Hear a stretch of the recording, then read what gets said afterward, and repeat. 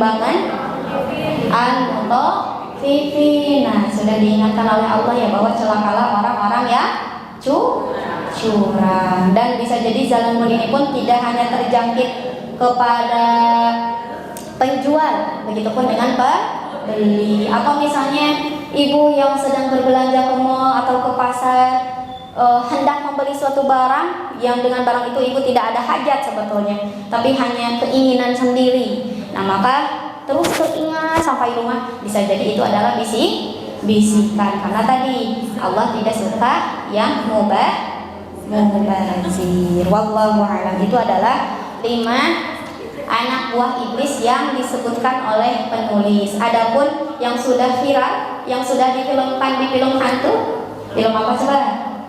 Gen Z, ada yang ingat? Film apa? Tentang sholat. Siapa iblis yang suka mengganggu orang sholat? Kanzab. Sudah kenal sekali umum. Sudah kenalan ya?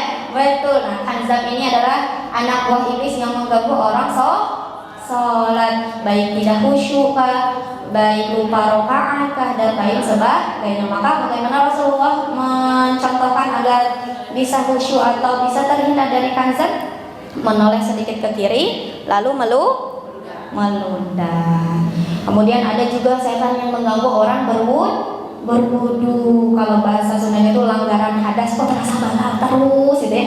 Kalau tidak terdengar suaranya, tidak tercium baunya, maka itu tidak batal. Karena ketika kita mengikuti, menurut kita bagus itu ya, wudu lagi aja tuh, biar nanti cahaya di akhiratnya lebih bersinar, biar lebih banyak dosa yang dialirkan dengan air. Kita terus berwudu, padahal kita nggak mendengar suaranya, nggak mencium bau dari anginnya gitu ya, tapi terasa batalnya mah batal ya. Nah, itu bisa jadi dipermainkan. Wallahu a'lam. Maka ketika kita sudah mengetahui ilmunya, ketika kita sudah mengenal anak-anak buah iblis, nah maka semoga kita bisa menjauhinya ya. Bukan ta'aruf maka tak sayang, tapi ta'aruf maka dijauhi, karena ini adalah musuh kita.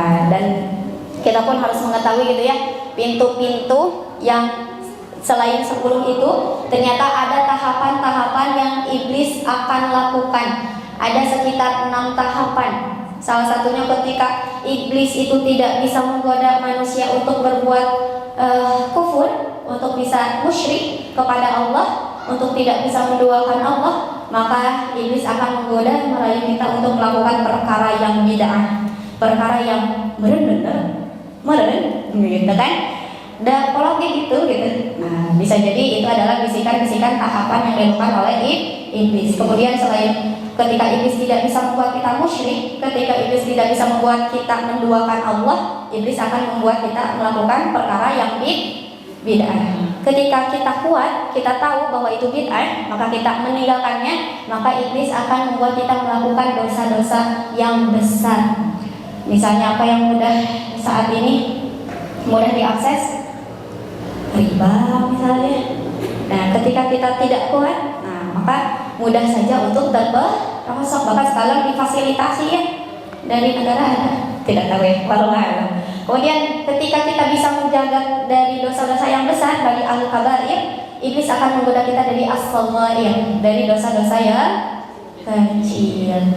Kemudian ketika kita berusaha, Masya Allah, terjaga dari dosa besar, terjaga dari dosa kecil, maka iblis tidak pernah berhenti, iblis tidak beristirahat, iblis tidak putus asa. Iblis akan menggoda kita dengan melakukan hal-hal yang mubah. Mubah itu apa, Bu? Mubah sia-sia.